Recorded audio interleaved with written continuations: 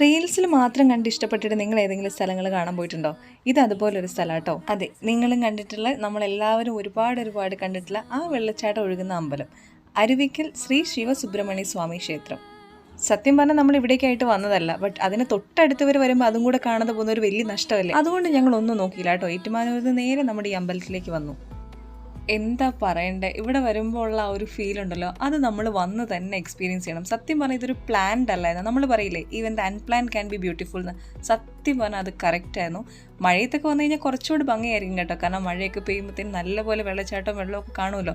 Anyway ഇതും നല്ല അടിപൊളിയായിരുന്നു. കുറേ ഫോട്ടോസൊക്കെ ഞങ്ങൾക്ക് അവിടെ നിന്ന് എടുക്കാൻ പറ്റി. നല്ലൊരു എക്സ്പീരിയൻസ് ആയിരുന്നു അവിടെ വന്നത്. ഞങ്ങൾ വന്ന സമയത്ത് അമ്പലം ഒന്നും തുറന്നിട്ടില്ലായിരുന്നു. എനിവേ നമുക്ക് വെളിയിൽ നിന്ന് കാഴ്ചകളൊക്കെ കാണാം. ഒരുപാട് നേരം നമുക്ക് അവിടെ സ്പെൻഡ് ചെയ്യാനൊക്കെ പറ്റി. ആൻഡ് ഈ വെള്ളത്തിലൂടെ കുറേ മീനുകളൊക്കെ പോകുന്നുണ്ട് കേട്ടോ. ശരിക്കും ആ നേച്ചറിൻ്റെ ഒരു എന്താ പറയേണ്ടത്, ദൈവത്തിൻ്റെ സൃഷ്ടികൾക്ക് എത്ര ഭംഗിയാണല്ലേ. ഇവിടേക്ക് എത്തിച്ചേരാൻ അത്ര പാടൊന്നും ഇല്ല കേട്ടോ. സൈൻ ബോർഡും പിന്നെ ഗൂഗിൾ മാപ്പൊക്കെ വെച്ച് നമുക്ക് ഇവിടെ പെട്ടെന്ന് എത്തിച്ചേരാവുന്നതേ ഉള്ളൂ.